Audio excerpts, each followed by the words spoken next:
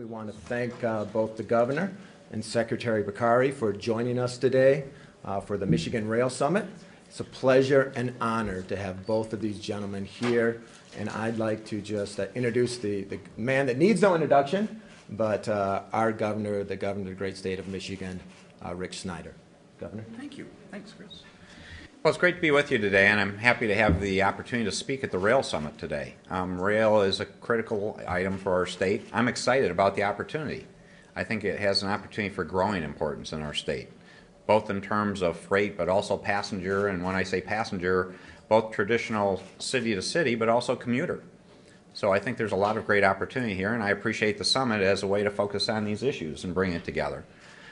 With that, though, I'd just soon, you know me, I love to answer questions, but let me turn it over to Secretary Bakari. I'm honored to have him come to town. We've built a great relationship, I believe, between the state and the Department of Transportation, and it's a partnership that's working well to show that the federal government can work with the state, and in turn we're working well with local jurisdictions to do good teamwork, because it's all about serving our customers. So with that, John, it's great to have you in Michigan today. Thank you, Governor. And Governor, it's great to be here. There's great stuff going on here in Michigan, and we're very pleased with the partnership that we have. You know, all across the country, we're rolling up our sleeves and rebuilding America. And it's great to have the Rail Summit here in Michigan this week. It's a really important week for us. This week, the United States Senate will be taking up the transportation portion of the American Jobs Act. That's a $50 billion upfront investment in rebuilding America and a $10 billion infrastructure bank. Critically needed resources for what we need to do together. So we're very excited about the prospects of that. We're very excited about the work here in Michigan, and we look forward to continuing the great relationship, Governor. Thank you. Questions? Don't be shy. But first one's on rail. Yeah, I got one more specific to Metro Detroit.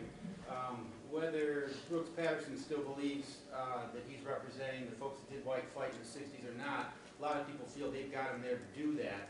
So how do you get this Metro Detroit transit system complete and out to the suburbs given those conditions? Are you twisting Brooks's arm or other people's arms out there? Well, again, as I mentioned, we want good partnerships with local jurisdictions too, and I think we're seeing that.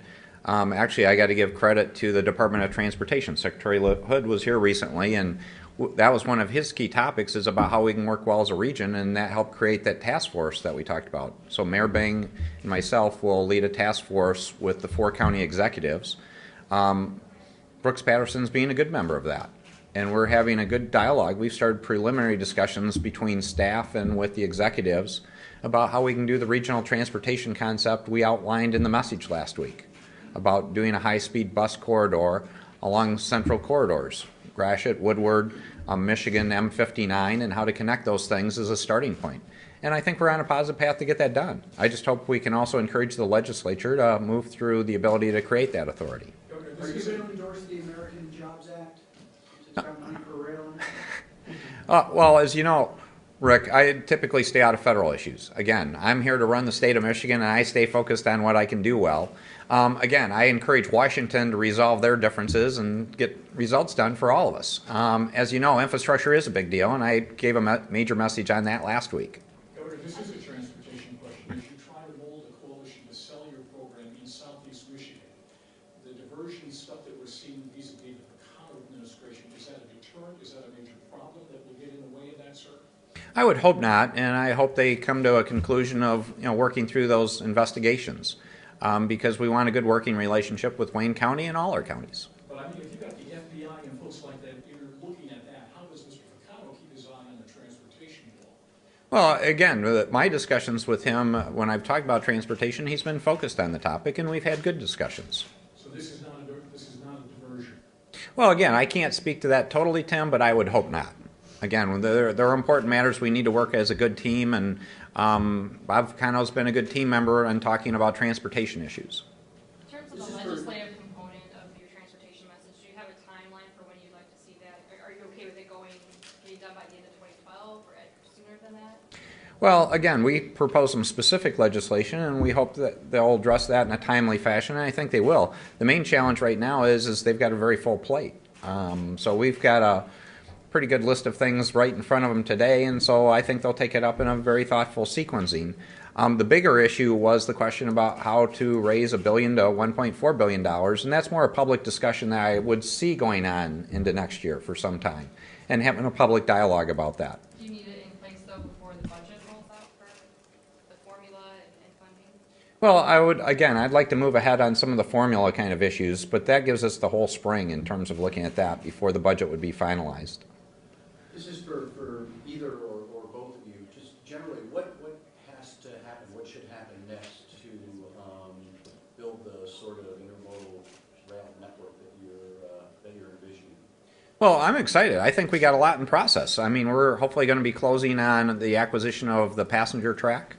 And then we've got all the work to bring it up to enhanced speeds. And that's a project that'll go on for the next 2 or 3 years. That's an exciting project. One thing I would like to emphasize, and I'd be happy to have the Secretary comment on this also, is we need to broaden our perspective. This just isn't about a piece of rail in Michigan. This is about being the centerpiece of a broader logistical connection that goes all the way from St. Louis to Chicago to Detroit. And I would like to see it continue on to Toronto and to Montreal, and to say we've got a major corridor there. If you draw a circle from Chicago through Montreal with Detroit right in the heart of it, that's about a third of the North American economy. So there's a big opportunity using this as the centerpiece of that.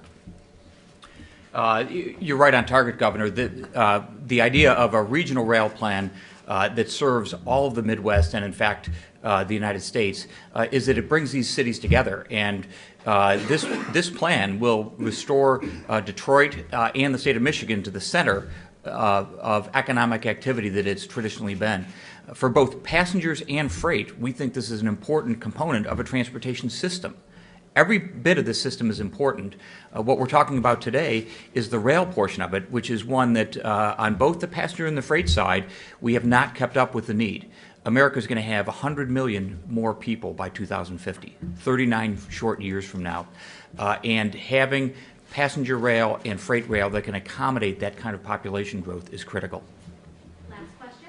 Governor, you had some people in your caucus in your party who have signed the no tax pledge. How do you convince them to vote for you rather than having signed that pledge? Well, again, you have to look at it in the broader perspective. When I did the analysis, when I talked about the issues, Tim, on some of these, is first, some of our proposals don't cost additional revenue or raise additional revenue, but in terms of raising that big dollar amount I did mention that we need for the long term, is I think you can make a pretty strong argument if you look over an extended period of time, it saves us money. It actually takes less money from our taxpayers. Because if you look at, if we let these roads deteriorate, how much money is that going to cost? So if you look at the big picture, again, what time frame do you apply their pledge to? That in many cases, I think you can make a good economic argument. This has a positive return on investment. So you're going to ask them to break their promise? No, I just said ask them to define it in a longer time frame. Thank you.